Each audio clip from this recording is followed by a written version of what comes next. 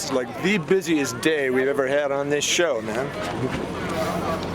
Deep in the jungles of Nigeria. It is true what they say about you. And what is that? You have no soul.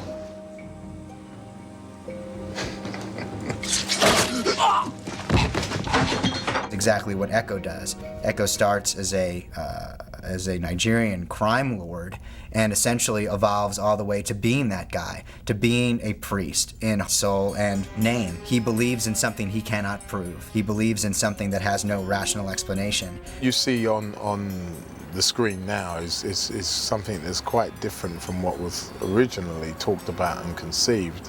As I understood it, as what we discussed with the creators, he was actually quite a passive character. Go and tell your friends I let you live. That Mr. Echo let you live.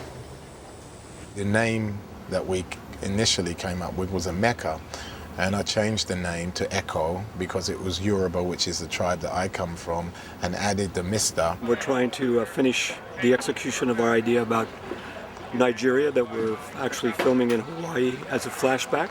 We created a very dusty, dirty, brown kind of Nigerian earth look with lots of vendors. Fresh bananas here. And a little village square where the kids are playing soccer. Again, we'll play the soccer game again, right? The truck will be coming, you'll score, you'll celebrate. I want you to spread out a little bit on this side so we see you guys, okay? Here we go.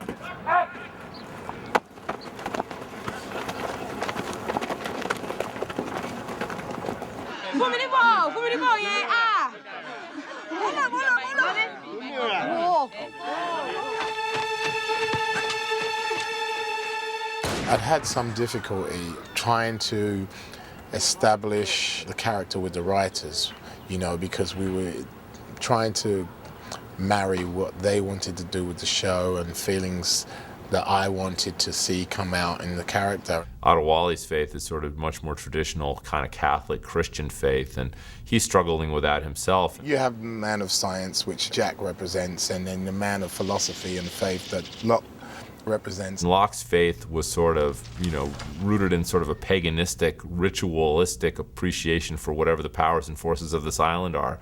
Adewale came on and offered another sort of pole of faith, but in this case, sort of pure religious faith. Don't mistake coincidence for fate.